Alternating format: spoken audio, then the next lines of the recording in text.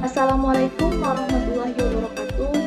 Perkenalkan, nama saya Oriza Sotifa, NIM 1902327, Pendidikan Geografi Universitas Pendidikan Indonesia.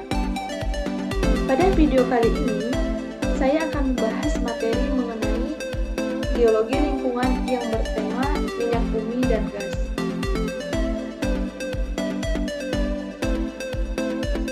Selanjutnya kita masuk ke dalam genesis atau proses terbentuknya. Migas atau dengan satu istilah ilmiah secara umum disebut petroleum merupakan kompleks hidrokarbon, senyawa dari unsur kimia hidrogen dan karbon yang terjadi secara alamiah di dalam bumi yang terperangkap dalam batuan kerak bumi. Wujudnya dalam bentuk bermacam-macam dari padat, cair, atau gas. Dalam bentuk padat dikenal sebagai aspal, bitumen, tar, dan sebagainya. Sedangkan dalam bentuk cair dikenal dengan sebutan minyak mentah. Dan dalam bentuk wujud gas adalah disebut dengan gas alam.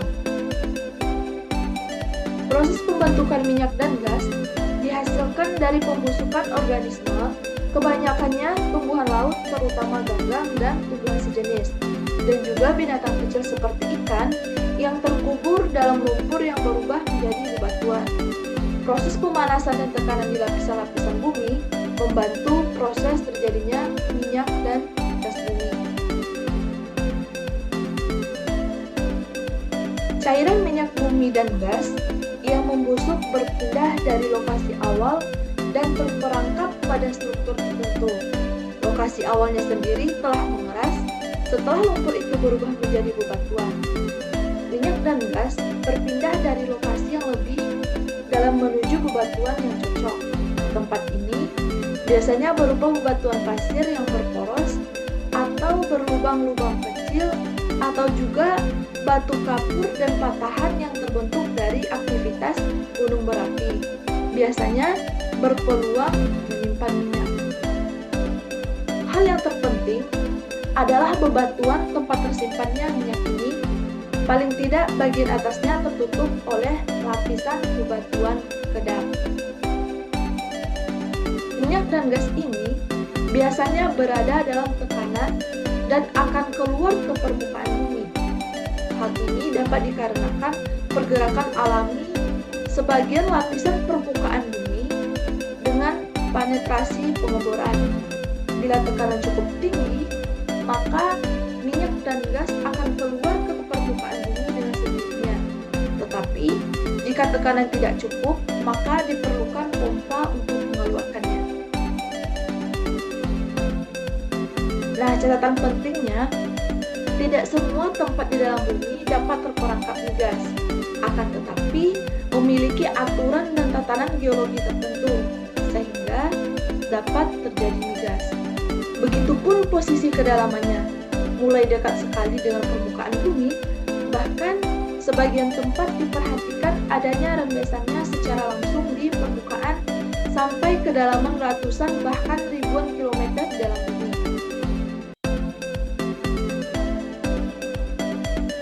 Selanjutnya kita masuk ke dalam proses terbentuknya gas.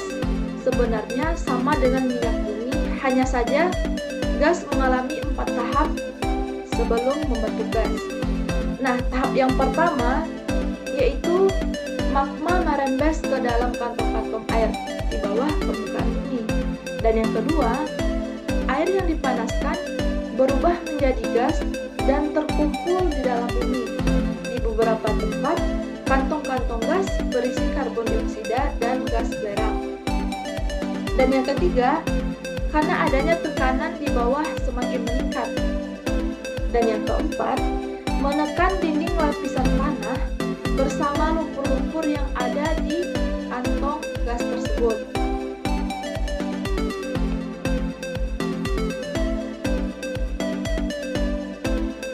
Nah, di sini kita lihat berkat adanya pengetahuan dan pengembangan teknologi, benda yang tak pernah terlihat dengan mata kepala dapat diketahui letak keberadaannya. Perangkap migas dalam skala besar kini semakin sulit ditemukan.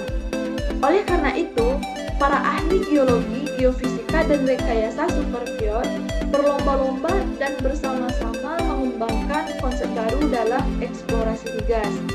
Dengan kemajuan teknologi itu, kini memungkinkan manusia untuk mencari kembali di lapangan minyak tua tersebut yang sudah dianggap tidak prospek dengan konsep dan teknologi yang lama, dan ternyata masih memungkinkan untuk mencari prospek migas baru di dalam bumi.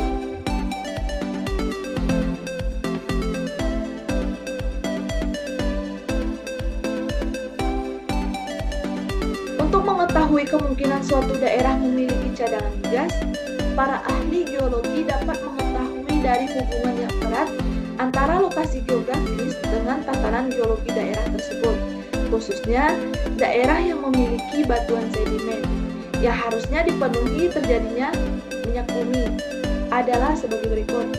Yang pertama, karena adanya batuan induk, yakni batuan yang terbentuk dari unsur sedimen yang memiliki banyak unsur organik melalui proses jutaan tahun yang lampau.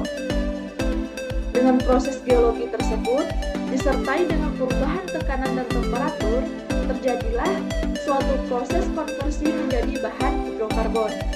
Dan yang kedua, karena adanya batuan reservoir, yakni batuan yang berfungsi sebagai tempat terakumulasinya minyak bumi. Biasanya, batuan yang memiliki sifat poros dan permeabel, misalnya batu pasir atau batu gamping.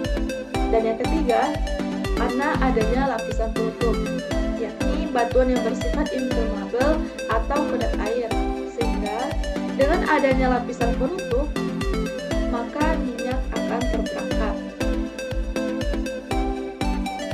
Nah, di sini ada menurut para ahli yaitu Nayawan dan DKK tahun 1974 dalam Barber tahun 1985. Di sini dia menjelaskan bahwa terdapat hubungan erat antara cekungan minyak bumi yang berkembang di berbagai tempat dengan elemen-elemen tektonik yang ada.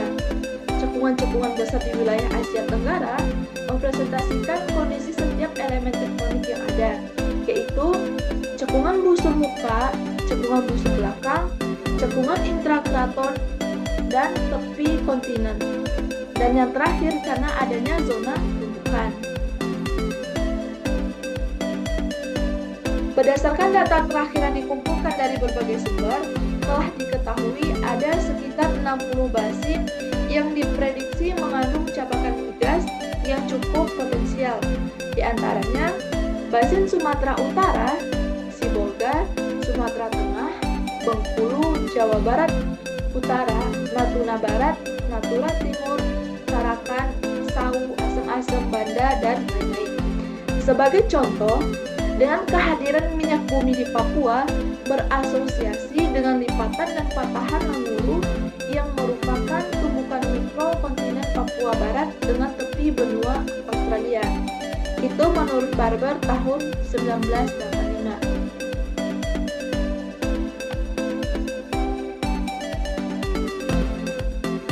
Selanjutnya yang kedua, kita masuk ke dalam pengelolaan migas. Limbah minyak bumi adalah sisa atau residu minyak yang terbentuk dari proses pengumpulan dan pengendapan kontaminan minyak yang terdiri atas kontaminan yang sudah ada di dalam minyak maupun kontaminan yang terkumpul dan terbentuk dalam penanganan suatu proses dan tidak dapat digunakan kembali dalam proses produksi. Sedangkan pengolahan minyak bumi adalah proses untuk mengubah karakteristik dan komposisi limbah minyak bumi untuk menghilangkan atau mengurangi sifat bahaya atau sifat racun. Tanah terkontaminasi adalah tanah atau lahan yang terkontaminasi akibat dari tumpahan atau ceceran atau kebocoran juga, atau bisa disebut dengan penimbunan limbah minyak bumi yang tidak sesuai dengan persyaratan dan kegiatan operasional sebelumnya. Nah, di sini kita masuk ke dalam pemanfaatan minyak bumi dan gas. Manfaat minyak bumi ialah sebagai sumber tenaga untuk menggerakkan kendaraan. Selain sebagai sumber bahan bakar dan pelumas, minyak bumi juga digunakan dalam berbagai industri seperti pembuatan pelarut, baja, serta racun perusak, sabun atau deterjen, plastik, bahan peledak, dan lain-lain. Sedangkan manfaat dari gas sendiri adalah sebagai penghasilan tenaga elektrik di stasiun pembangkit listrik yang juga berguna untuk bahan bakar kendaraan, gas masak di dapur, alat pemanasan di rumah, penghasil baja, dan industri petrokimia.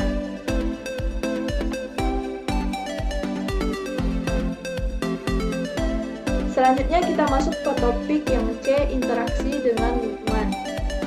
Nah, di dalam interaksi dengan lingkungan itu terbagi menjadi dua. Yang pertama, ada interaksi negatif. Di dalam interaksi negatif ini, sebagian besar produksi bahan bakar digunakan untuk mendukung kegiatan industri dan transportasi.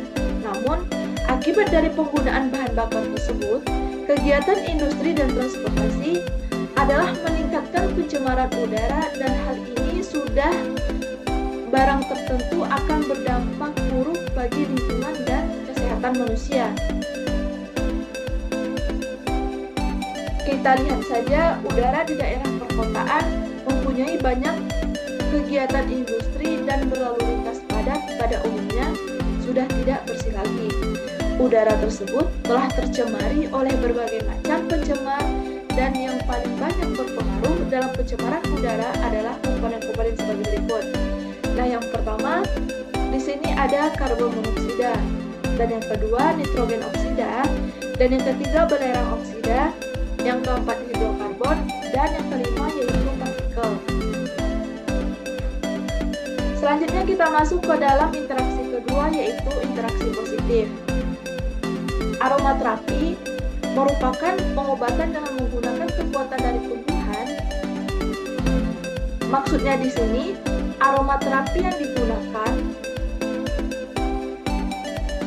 berupa minyak esensial yang mengandung zat yang digunakan tumbuhan untuk mempertahankan diri terhadap serangan dari luar, misalnya seperti hama atau serangga. Sekian video singkat yang dapat saya sampaikan.